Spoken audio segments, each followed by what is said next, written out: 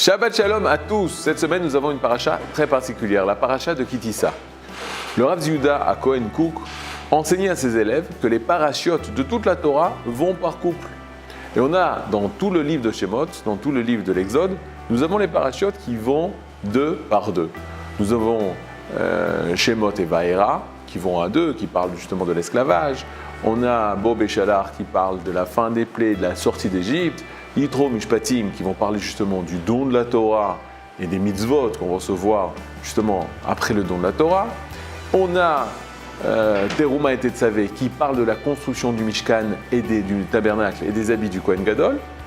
Les deux dernières parachutes du Sefer Shemot qui sont avec El Pikoudé, qui sont la réalisation de la construction du Mishkan, du tabernacle et des habits du Kohen Gadol. Mais la troisième paracha avant la fin du Sefer Shemot, c'est la paracha de cette semaine, paracha de Kitissa. Et là, elle ne trouve pas de couple, elle ne trouve pas son deuxième. La paracha de Kitissa est seule. Et la question, c'est de savoir comment ça se fait qu'elle vient toute seule, cette paracha. Le Rav Yehuda donne la réponse suivante. La paracha de Kitissa, c'est la paracha de la crise, du mashber, de la cassure qui s'est passée. De quelle cassure on parle?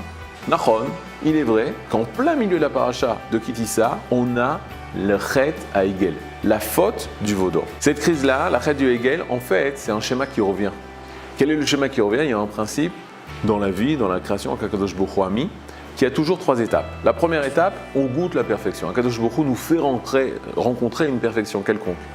Ici, dans le cas de du Ham Israël, il rencontre la perfection parce qu'Akadosh Baruch Hu nous donne la Torah, Akadosh Baruch Hu nous parle, il nous donne les tables de la loi. Waouh! On arrive à un niveau spirituel extraordinaire. Ça, c'était la perfection. Lorsque on goûte la perfection, Akadosh Baruch Hu nous retire la perfection. Il y a une chute. C'est comme si Akadosh Baruch Hu, Kivyachol, comme s'il nous abandonnait. Et lorsqu'on arrive au plus bas, c'est le Ham Israël qui doit reconstruire ça. C'est exactement ce que Moshe va faire. Moshe Rabbeinu, lorsqu'il descend avec les tables de la loi qui sont encore shalem, qui sont encore entières, il va les casser lorsqu'il va voir le Ham Israël en train de faire la faute du veau d'or. Les cassures des tables de la loi, il va les mettre au Mishkan. Il va les mettre au tabernacle. Mais pourquoi il les a cassés? Il aurait pu les garder entières. Il fait non, parce qu'il a exprimé dans la cassure ce qui se passait dans l'Am Israël, qu'il y avait une cassure.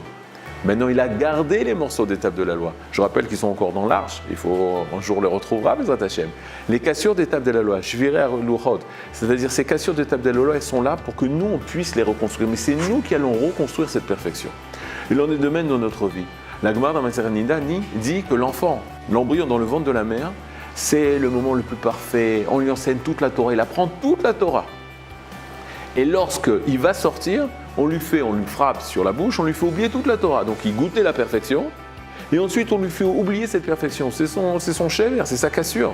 Il sort du ventre de la mère, il pleure parce qu'il a perdu cette perfection. Et il a toute la vie pour reconstruire cette cassure, pour reconstruire et retrouver cette perfection. Et c'est ce qui se passe. Un Khatan et un Kala. Khatan et Kala, lorsqu'ils sont sous la choupa, alors ils vivent une perfection, les fiançailles, le mariage, leur neshamot se rencontrent, magnifique. Mais à la fin, rappelez-vous, le Khatan casse le verre pour exprimer que maintenant il y a une cassure. Cette cassure, c'est des morceaux de cette perfection qui sont brisés et que le Khatan et la Kala, ensemble, de par leur force et leur décision, vont reconstruire cette cassure pour retrouver une perfection. Mais cette fois, c'est leur mérite et c'est leur plus grand mérite de eux-mêmes avoir retrouvé cette shlemut. Shabbat Shalom.